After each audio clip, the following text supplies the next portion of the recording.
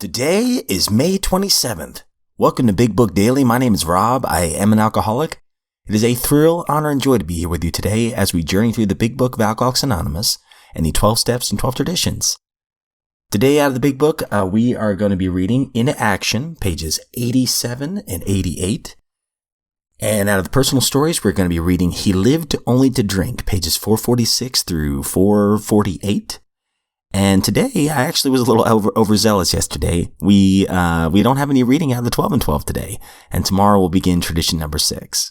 So with all that, my friends, I just want to get this out of the way right up front. I have strep throat, so I apologize if my voice is even worse than it usually is. But please show me some grace. I'll do the best I can. But hey, we've been given a brand new set of 24 hours. And it's always good to just press on. Life is good. Can't complain one bit. All right, let's go ahead and get to the good stuff.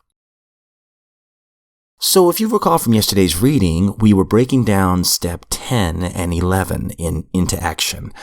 As a matter of fact, we got to hear the promises yesterday, those beautiful promises that sometimes I never get tired of. I was going to say, sometimes I reread it over and over again because every single one of those lines has become true in my life at some point.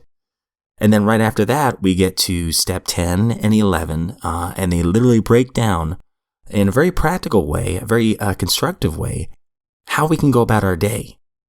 It starts off on 86, when we retire at night. Next paragraph, on awakening, let us think about the 24 hours ahead. And then the bottom of that page, in thinking about our day, we may face indecision. We relax and take it easy. We don't struggle. We ask God for inspiration. An intuitive thought or decision. So here we're getting practical advice at night, waking up in the morning, throughout the day, and we're going to continue that thought on page 87 and read 88 as well, finishing off this chapter. It's a very practical chapter called Into Action. So let's get to it. Page 87. What used to be the hunch or the occasional inspiration gradually becomes a working part of the mind. Being still inexperienced and having just made conscious contact with God, it is not probable that we're going to be inspired at all times. We might pay for this presumption in all sorts of absurd actions and ideas. Nevertheless, we find that our thinking will, as time passes, be more and more on the plane of inspiration. We come to rely upon it. We usually conclude the period of meditation with a prayer that we be shown all through the day what our next step is to be, and that we be given whatever we need to take care of such problems. We ask especially for freedom from self-will, and are careful to make no request for ourselves only. We may ask for ourselves, however, if others will be helped. We are careful never to pray for our own selfish ends. Many of us wasted a lot of time doing that, and it doesn't work. You can easily see why. If circumstances warrant, we ask our wives or friends to join us in morning meditation. If we belong to a religious denomination which requires a definite morning devotion, we attend to that also. If not members of religious bodies, we sometimes select and memorize a few set prayers which emphasize the principles that we've been discussing. There are many helpful books also. Suggestions about these may be obtained from one's priest, minister, or rabbi. Be quick to see where religious people are right. Make use of what they offer. As we go through the day, we pause, when agitated or doubtful, and ask for the right thought or action. We constantly remind ourselves that we are no longer running the show, humbly saying to ourselves many times each day, "Thy will be done." We are then in much less danger of excitement, fear, anger, worry, self-pity, or foolish decisions. We become much more efficient. We do not tire so easily. For we're not burning up energy foolishly as we did when we were trying to arrange life to suit ourselves. It works. It really does. We alcoholics are undisciplined, so we let God discipline us in the simple way that we have just outlined. But that is not all. There's action and more action. Faith without works is dead. The next chapter is entirely devoted to step 12. All right, some great stuff. Cannot wait to come back to this in just a minute. All right, now next step, we're on the personal stories. This is the second story in the section called They Lost Nearly All. And if you recall from yesterday's story's conclusion, man, this man had an incredible testimony. It's amazing to see how the God of my understanding, the miracles were performed in his life. I mean, it just doesn't seem like a coincidence. Is it odd or is it God? So today we're starting a new story called He Lived Only to Drink. This is the second story in the book, or the second story in this section. Subheading says, I had been preached to, analyzed, cursed, and counseled, but no one had ever said, I identify with what's going on with you. It happened to me, and this is what I did about it. So today we are going to be reading pages 446 through 448. On looking back at my life, I can't see anything that would have warned me or my family of the devastation that alcoholism had in store for us. To our collective memory, there was no drinking on either side of the family. We were from a long Southern missionary Baptist tradition. My father was a minister, and I attended his church every Sunday with the rest of the family, and, like them, was very active in religious work. My parents were also educators. My father was a principal at the school that I attended, and my mother taught there. They were both champions of community outreach and well respected. There was caring and togetherness among us. My maternal grandmother, herself a deeply religious woman who lived with us, helped raise me and was a living example of unconditional love. Early on, the values of morality and learning were impressed on me. I was taught that if you were well educated and morally upstanding, there was nothing that could stand in the way of your success in this life or hereafter. As a child and young man, I was evangelical, literally drunk with moral zeal and intellectual ambition. I excelled in school and dreamed of a career in teaching and helping others. It was not until I was an adult, away from the family and doing graduate work at a prestigious East Coast university, that I had my first real drink of alcohol. I had tasted beer and a little wine before, and had long since decided that fruit juice tasted better. I'd never been assigned a bar until one evening some fellow students persuaded me to go with them to a local cocktail lounge. I was fascinated. I still remember the hazy, smoky atmosphere, the hushed voices, the tinkle of ice in the glasses. It was pure sophistication. But most of all, I remember that first sensation of warm whiskey radiating through my body. I drank so much that night that nobody believed that I hadn't been drinking all the time. And I didn't get drunk, although there were parts of the evening that I didn't remember the next day. But more important than anything else that night, I belonged. I was at home in the universe. I was comfortable with people.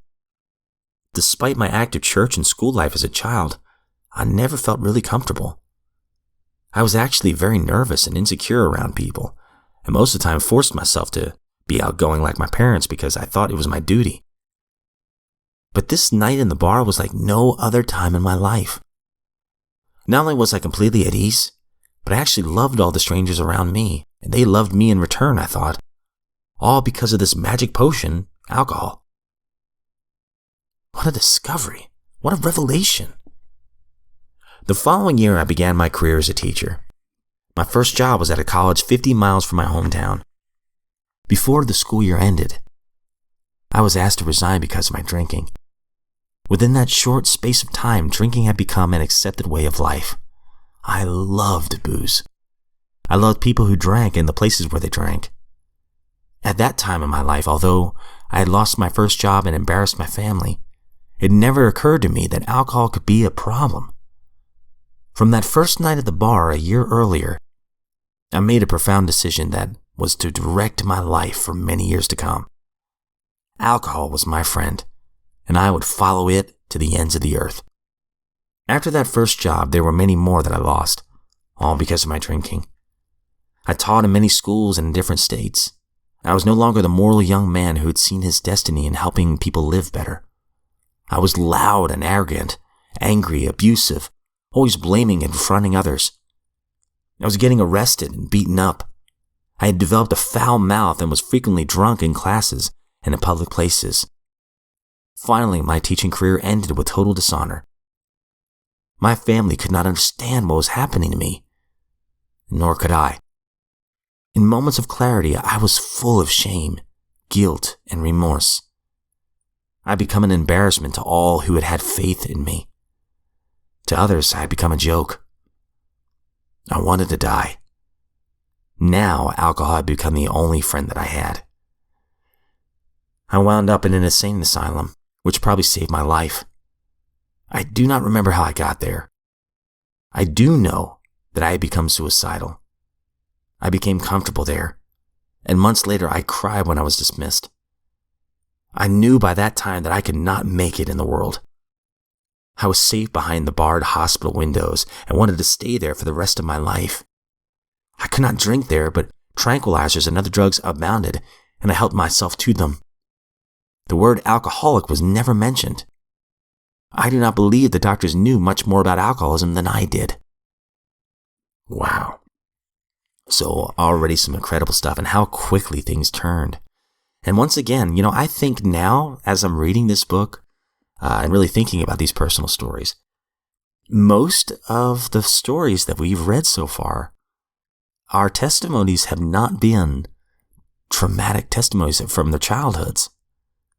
So in this case, here's another person who had a very moral, upstanding, and supportive, and unconditionally loving childhood.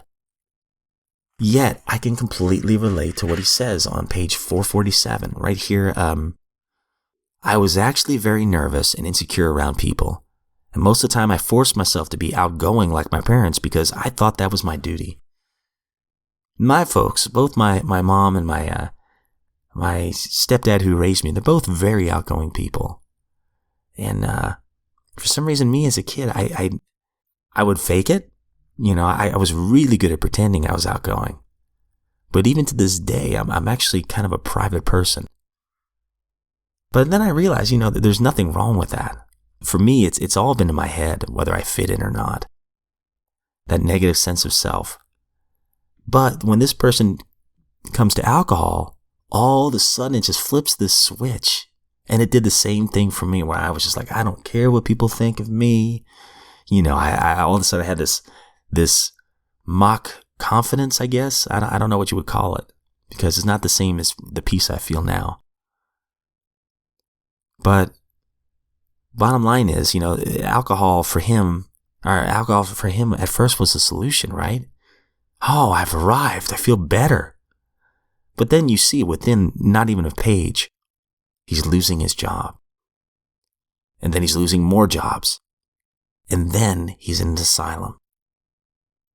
And now alcohol is his master. How quickly this disease can turn. I think that's just powerful stuff, and this is just another example of that. And, going back to Into Action, it's just some great stuff here. Once again, some practical advice. I really like on the bottom of page 87, as we go through the day, we pause when agitated or doubtful. Has anyone else ever been agitated or doubtful throughout the day?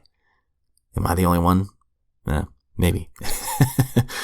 But I love this part. We ask for the right thought or action. So when I'm starting to feel it, that stress, and I have a pretty stressful job. It's a job I love to do, but I acknowledge there's a lot of stress to it as well. That pause, that productive pause, is so crucial. It's also crucial in my marriage too, in any relationship, obviously. Pause. Is this worth getting upset? Why am I even upset? And then ask for the right thought or decision. God, help me. What should I do here? What's right? This is all during that pause, right? And then it says right here, we constantly remind ourselves that we are no longer running the show. Then humbly saying to ourselves many times each day, it's not going to just be once or twice, but thy will be done. And by the way, this is not just Bill's experience. This is the 100 or so people that Bill was working with, gathering all the information he could to write this book. So here's some more, I guess you could say they're promises in a way. We are then in much less danger of excitement, fear, anger, worry, self-pity, or foolish decisions. We become much more efficient. Now, I don't know about y'all, but for me, when I'm angry, when I'm fearful, when I'm worrying, pitying myself, or making foolish decisions, I'm stressed out, and that in turn wears me out. And I'm exhausted by the end of the day. But when I pause, and I'm not saying I do this all the time, I need to work on this. I guess the reason I'm emphasizing this is because I need this badly today. When I pause and I say, God, I'm not in control. What's the right decision here? Your will be done. What can I do? How can I be helpful? This is a sick man. All the things that we've helped me be helpful to him. All the things that we just read through in this chapter, we can apply to everyday living. When I pause and I pray these things and I dwell on these things, all of a sudden that fear, that anger, that worry, self-pity, those foolish decisions, they go away. And we become much more efficient, and we're not so worn out by the end of the day. Thy will be done. Great stuff. And stay tuned as we're going to be journeying through step 12 tomorrow. That's all we have time for today, guys. Thank you so much again for putting up with my voice. But anyways, if you are sober today, you are a miracle. And those who love you are very proud of you. And as always, I don't speak on behalf of AA, NA, Al-Anon, any other sect, denomination, or religion. I'm just a guy in this lifeboat of recovery. That's it. Who loves these 2 books, even though we only read one today. But my friends, if we are given another set of 24 hours, I look forward to seeing you back here tomorrow.